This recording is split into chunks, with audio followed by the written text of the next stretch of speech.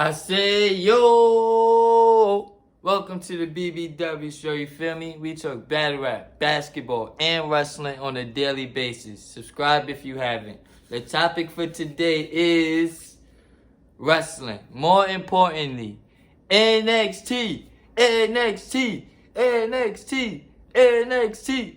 If you haven't noticed, you feel me? Now, WWE did this in a nice, subtle way. On the final episode of NXT this week, NXT 2.0 this week, the closing segment seen Shawn Michaels basically say, NXT 2.0 is transitioning to, NXT white and gold, you feel me? Which is dope, I'm not gonna lie. We've had NXT 2.0 for a year now, you feel me? A year now. And at first, everybody hated it. Everybody thought the colors is stupid, the talent is too green, you feel me? It's nothing. Where's the black and gold? The matches suck. Everybody was saying that. And it was all true, respectfully. It was all true. It was a hard change, bro. It was a hard change from the prime NXT black and gold to NXT 2.0. It was a hard change, overnight. You just turned on TV one Wednesday and it just was mad colors, mad random people that you never seen before. Everybody was in a fan of it, you feel me? And people were saying that this was Vince McMahon and Bruce Pritchard vision. Everybody was saying that. Reporters, podcasters, everybody was saying that. Shawn Michaels did an interview recently and said, Bruce Pritchard and Vince McMahon never written a show for NXT. They had nothing to do with it. That was all Shawn Michaels, you feel me? So whether you liked it or hated it, it had nothing to do with Vince McMahon. Gangster. He had nothing to do with that show. I figured that. If he was writing Raw and SmackDown, why am I wasting my time writing 2 hours of NXT? It's no, I don't get it. You feel me? And on top of that, a week ago, Triple H did an interview with Ariel Helwani saying that NXT was going to go under a change anyway. They was destined to do this change. It was already going to change from black and gold because of the pandemic. They couldn't train talent. They couldn't scout talent. So it was already going to go through a wild transition period. It's just that NXT 2.0 made it happen super, super fast. But it was been going to happen, you feel me? Now, even though it was some negatives, like I said, with the talent, the too many colors, the random faces, you feel me? The matches wasn't as good. It had some positives. I'm not going to lie. It had some positives. Braun Steiner is the biggest positive of NXT 2.0. The biggest positive. And I feel like he wouldn't have been this good in the old NXT, if that makes sense. He literally has been the guy for a whole year. He has had the whole NXT 2.0 built around him already, off the rip. You feel me? Off the rip. He would have never had that in the old NXT because you still had Adam Cole's and Finn Balor's, Samoa Joe's.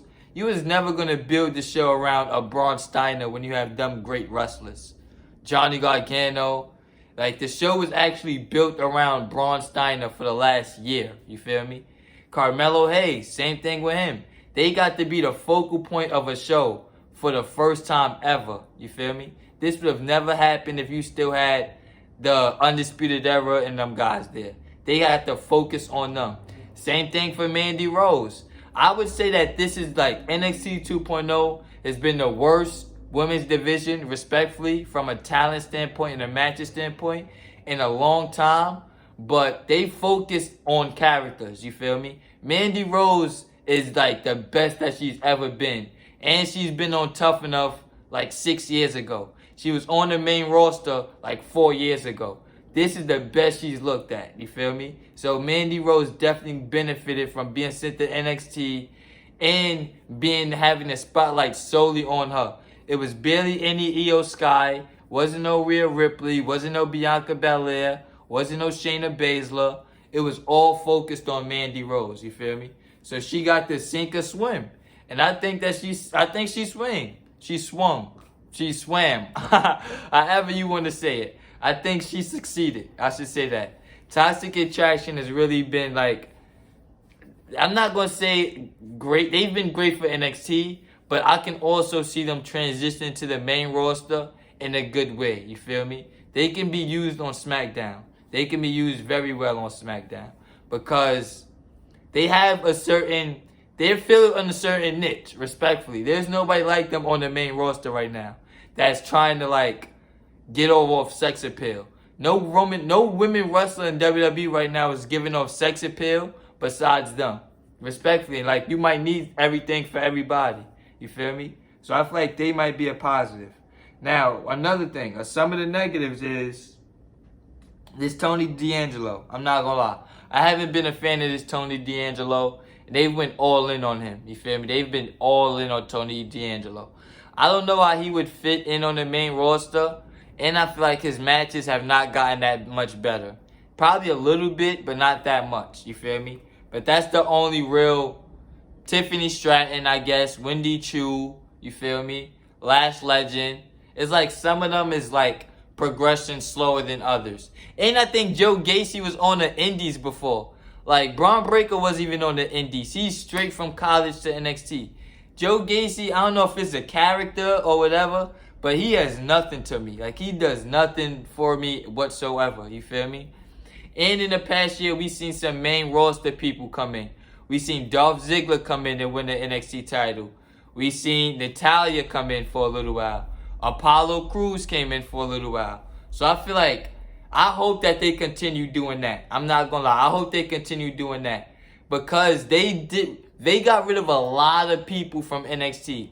Jonah, Swerve, Keith Lee.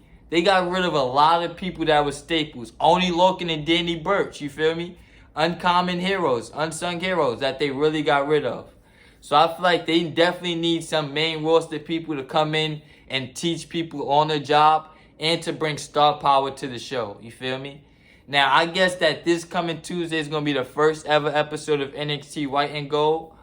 I'm expecting a new change. I'm expecting some of the NXT UK people to stay, respectfully.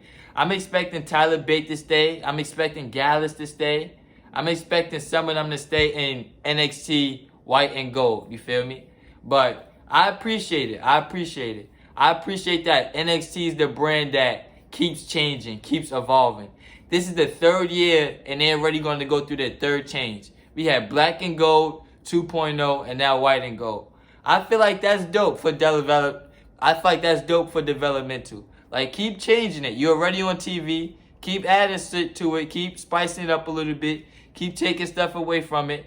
It's developmental. So it's like, it's not making money and it's not losing money. It's just there, in my opinion. Let me know what you think in the comment section. Like, comment, share, subscribe. I'll be back with more.